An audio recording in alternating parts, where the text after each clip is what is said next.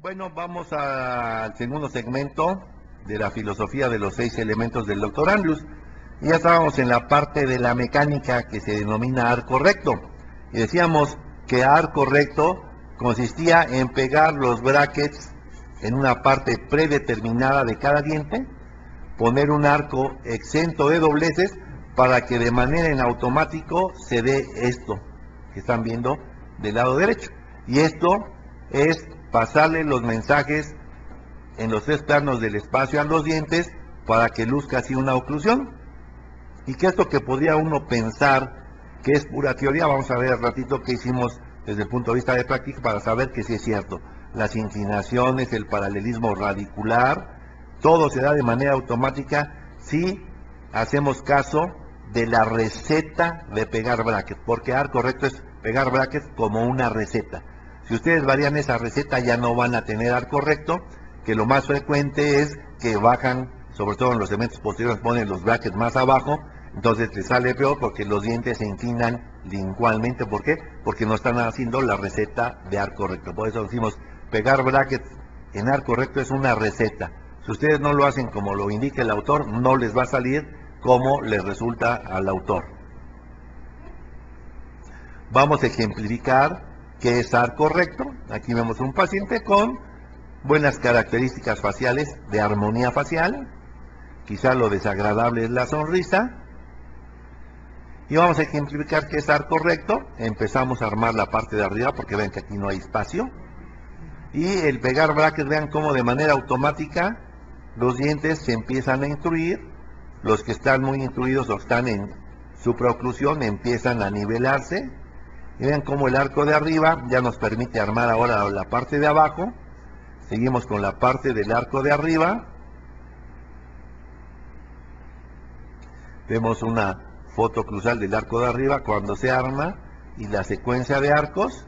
Y vean que sin dobleces, automáticamente de principio a fin, con arcos exentos de dobleces. Y vean cómo los dientes se rotan, se alinean, están centrados sobre el hueso basal. En este caso es uno, como hemos visto ya varios casos, de caninos en posición de laterales porque había transposición dental, ¿sí? Entonces vean cómo, qué cosa más sencilla y maravillosa, arcos, brackets pegados, secuencia de arcos, y vean el arco final. En el arco de abajo es obvio, ya vimos cómo se valora cuando sabemos si hay que hacer extracciones o no. Es obvio que era un caso de extracciones de premolares. Ponemos un arco recto.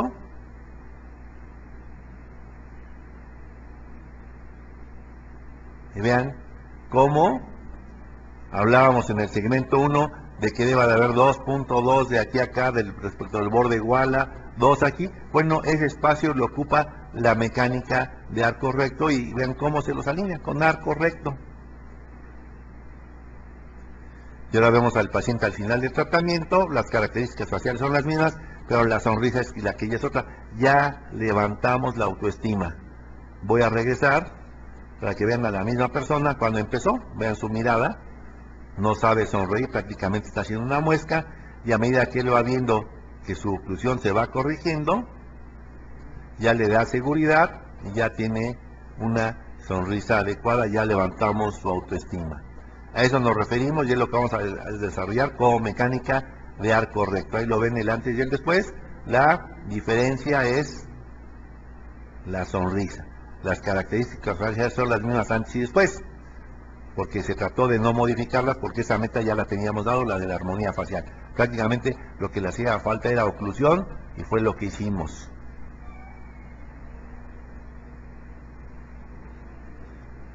Entonces quiere decir que arco recto específicamente como mecánica, dice, resulta efectiva en el 90% de las maloclusiones normales. ¿Qué entendemos como una maloclusión normal? Entendemos que una maloclusión es normal cuando podemos alcanzar estándares óptimos sin necesidad de cirugía. Quiere decir que todos los casos que nos la pasamos compensando es porque vamos a alcanzar estándares óptimos sin necesidad de la cirugía. Pero entonces cuando los casos son quirúrgicos, bueno, pues con mayor razón y de manera más fácil vamos a alcanzar nuestras metas porque el cirujano es el que va a armonizar los huesos. Aquí vemos, es obvio que esta paciente, al ser clase 3 prognática, no tiene armonía facial. Entonces, mucha gente a lo mejor le vende un tratamiento de ortodoncia, ¿y por qué la va a condenar a la cirugía? Si lo pueden corregir sin cirugía, sí, podrán corregir la maloclusión sin cirugía, pero los huesos y la armonía facial no la van a cambiar. Estamos hablando como meta de tratamiento de armonía facial, es lo que yo le vendo la idea, y sobre todo a una chica, la armonía facial para que pueda funcionar adecuadamente. Entonces ahí ven el resultado de la ortodoncia sin la cirugía, cómo se exacerba o empeora desde el punto de vista de la clase 3, su cara de lado también. ¿Cómo se prepara la mecánica? Pues muy fácilmente con arco recto. Si ustedes le ponen arco recto, en términos generales decimos avientan los brackets a la boca, o sea que los pegan con cuidado, y la mecánica será automática. Lleva los dientes, los entra en hueso basal, les da la inclinación adecuada para que ustedes le envíen al cirujano, y este es el resultado después de la ortodoncia y de la cirugía. Armonía facial con función. Mucha gente pensaría que esto es muy difícil. No, es más fácil corregirla y producir armonía facial preparándola para la cirugía que tratando de hacer un tratamiento compensado heroico en la que nos costaría mucho trabajo que los dientes se medio vieran, pero la cara iba a ser siendo de clase 3 porque no íbamos a cambiar los huesos. Aquí ven el resultado inmediato después de la cirugía. Estos son los postes quirúrgicos que son de grapa, los metemos sobre el arco, con una pinza se cierran, entonces ya tiene el cirujano de dónde hacer la fijación entre el maxilar y la mandíbula. Hoy esto ya es un tanto cuanto obsoleto, hoy lo que se ponen son microtornillos para que jalen de microtornillo a microtornillo, por eso es lo que se usaba hace 10, 12 años, y vean cómo el resultado también es espectacular, y no cuesta ningún trabajo, porque en automático, si ustedes eligieron bien los brackets y sobre todo el tamaño de los arcos, estos se engranan de manera automática. De tal manera que lo que hacen ustedes es levantar la autoestima de los pacientes y alcanzar estándares de la armonía facial, también con la mecánica de arco recto.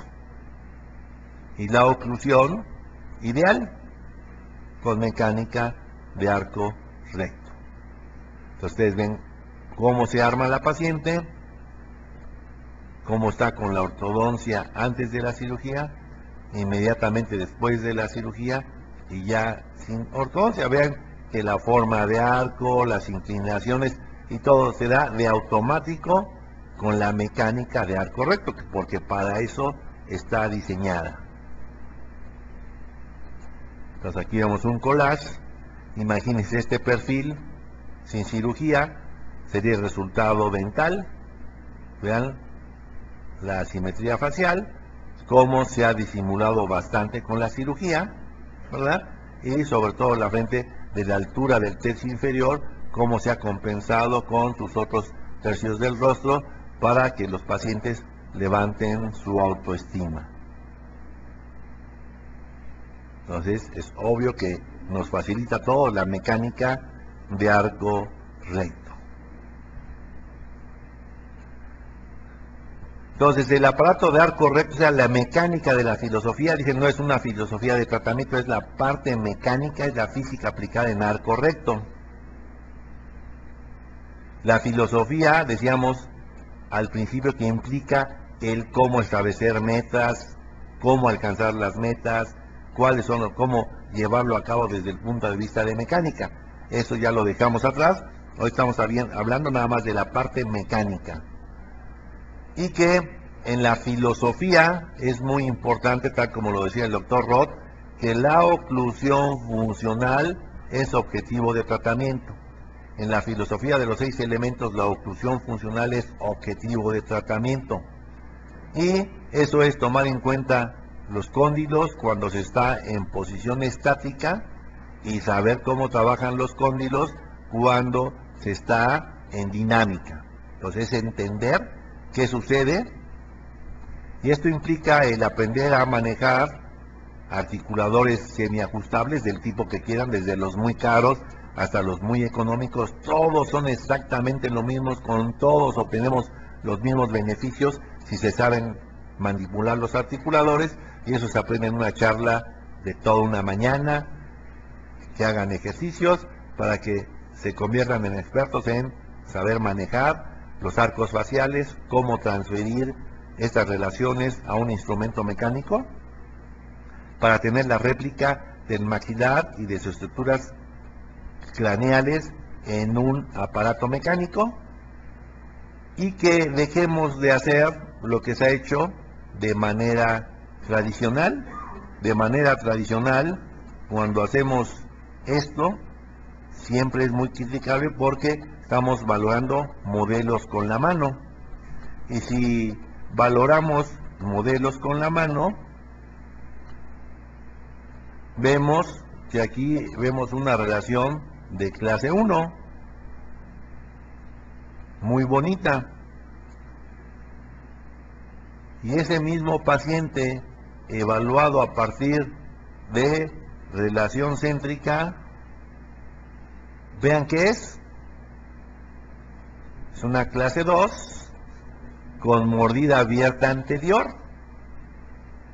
Entonces, este tratamiento de ortodoncia es muy diferente al que requiere este paciente. Vamos a ver si... al que requiere este paciente. Sin embargo, se trata de la misma persona. Entonces, quiere decir que es una crítica para la mayoría de la gente que sigue trabajando con modelos de mano, porque estamos cometiendo un error muy grande, darle un tratamiento que no le corresponde a ese mismo paciente, que tratado y evaluado a partir de la relación céntrica es otro paciente completamente diferente, con otra mecánica y otra manera de terminar al paciente. El trabajar con aparatos mecánicos es muy sencillo, porque nada más hay que manejar dos escalas, una vertical, que es el ángulo de la eminencia, que lo podemos trabajar a promedios, o lo podemos programar en el articulador por medio de las mordidas excéntricas, y al igual que el movimiento de Bennett o movimientos de lateralidad, que las podemos trabajar a promedios o las podemos individualizar en cada paciente. Y eso es posible hacerlo en todos los articuladores semiajustables que hay de muchas marcas y de muchos precios. Y todos son similares en cuanto al manejo y a los resultados.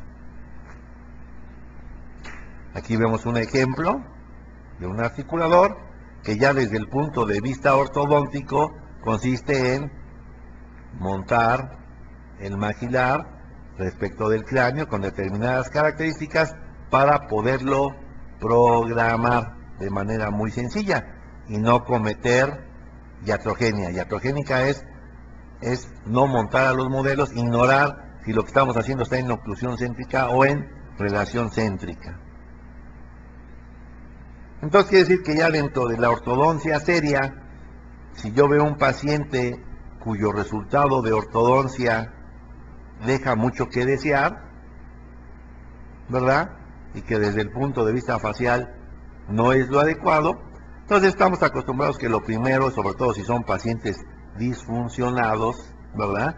Lo primero que hacemos es desprogramarlos. Y vean lo que es un paciente desprogramado. Ya se desinfló este paciente. Es decir, que esta es su relación céntrica y es donde la tenemos que valorar, a diferencia de esta que es su oclusión habitual, y así la terminó el ortodoncista anterior. Entonces vean qué pena y qué triste que ahora para armonizar este rostro tengamos que hacer una cirugía de avance mandibular y un retratamiento de ortodoncia. Imagínense lo que pensará esta paciente acerca del tiempo que ya perdió económicamente y el tiempo que nadie se lo repone a uno. Entonces quiere decir que esto es para que ustedes aprendan a primero desprogramar a los pacientes y evaluar en relación céntrica para no cometer errores diagnósticos. La oclusión antes de la desprogramación y la oclusión después de la desprogramación, similar al caso que vimos montado en el articulador. Ahora, desde luego que sus mecánicas habrá que revisarlas, porque hay mecánicas muy pobres que uno nos cuestionamos si con esta mecánica simple y sencilla van a armonizar este rostro, realmente van a hacer oclusión de calidad, podrán interdigitar los dientes con 2 brackets y una placa, ¿verdad que no?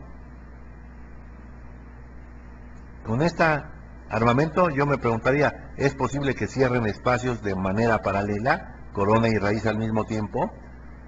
¿Es posible que levanten las cúspides palatinas, que son las principales interferencias en las disfunciones?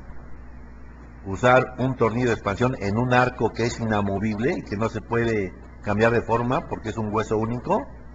Entonces son los cuestionamientos acerca de la gente que trabaja quizá sin conciencia de lo que está haciendo, o este otro tipo de mecánicas que es la del doctor Mollin, que el doctor Mollin fue muy famoso, hizo todo el dinero del mundo, pero en la época del doctor Mollin, hace 60 o 70 años, ¿verdad?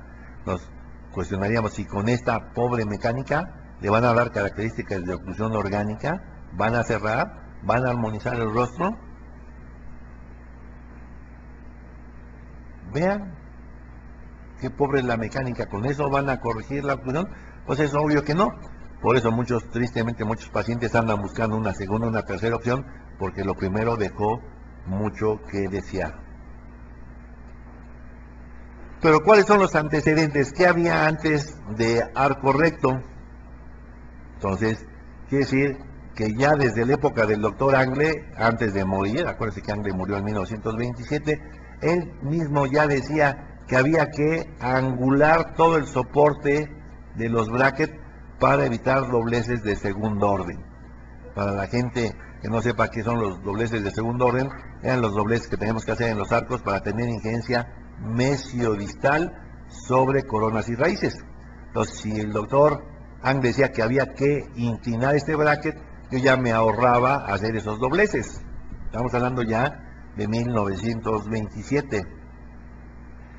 En 1952 el doctor Holdaway sugiere una sobreangulación de soporte a los lados de un sitio de extracción. Sobreangulación, ¿para qué?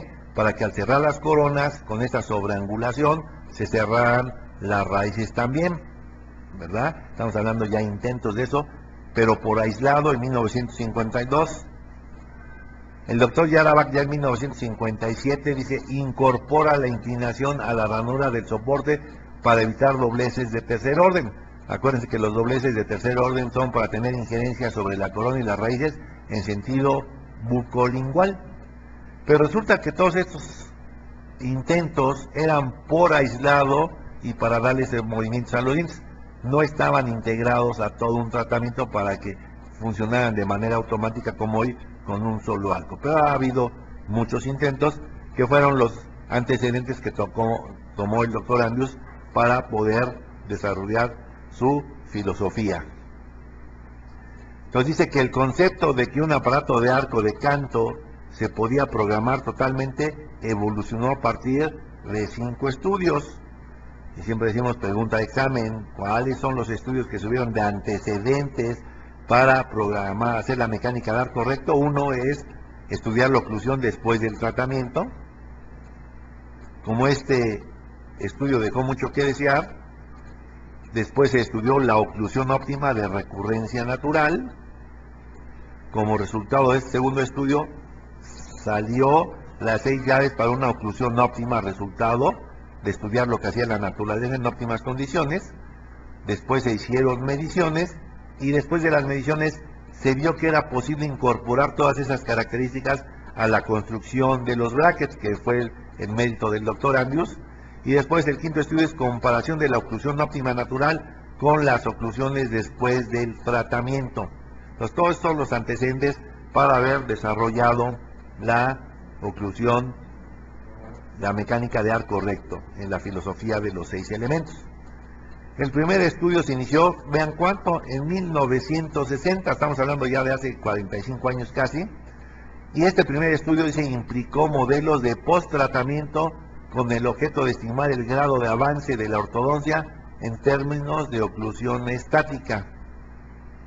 En 1960 en los Estados Unidos, como hasta la fecha, hay 3 asociaciones muy importantes: la Asociación Americana de Ortodoncia, la Sociedad de Angle y la Fundación Tweet. Estas 3 asociaciones, como hasta la fecha y como en nuestro país, empiezan a certificar gente que presenta casos para que tengan la anuencia de las asociaciones, es decir, que están certificados y que saben hacer las cosas. Entonces, estas 3 asociaciones, dice, requieren de la presentación de registros anteriores y posteriores al tratamiento para poderse certificar, cosa que está sucediendo igualmente en nuestro país.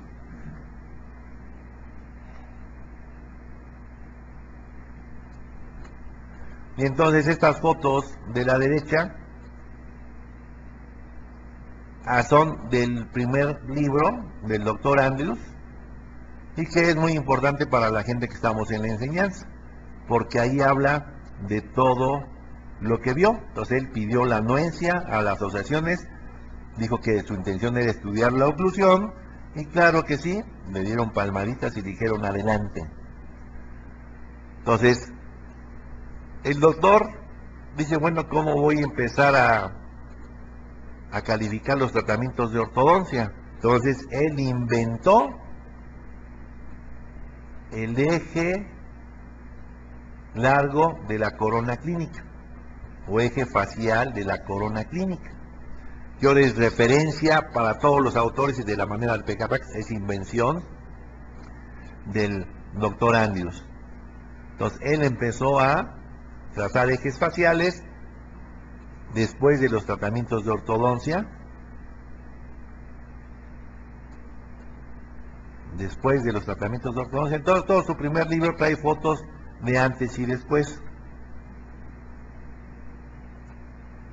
Y entonces, para que se vayan familiarizando, lo primero que tenemos que aprender de dar correcto es cuál es su terminología, que es muy diferente a la terminología ortodóntica en general. Entonces vamos a ver que muchas de ustedes ya están familiarizados porque usamos esta terminología cuando vimos las pláticas de adhesión 1 y adhesión 2.